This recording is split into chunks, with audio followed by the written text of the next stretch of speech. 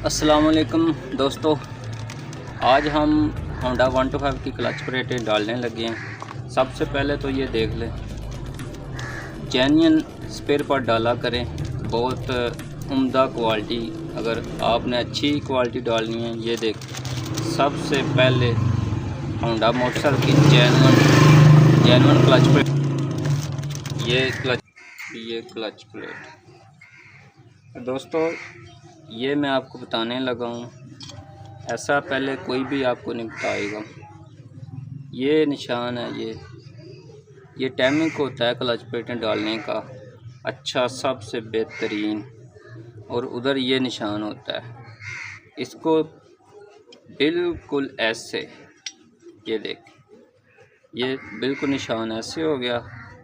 इसका टाइमिंग होता है, ऐसे डालेंगे क्लच प्लेटें तो बेहतरीन गाड़ी।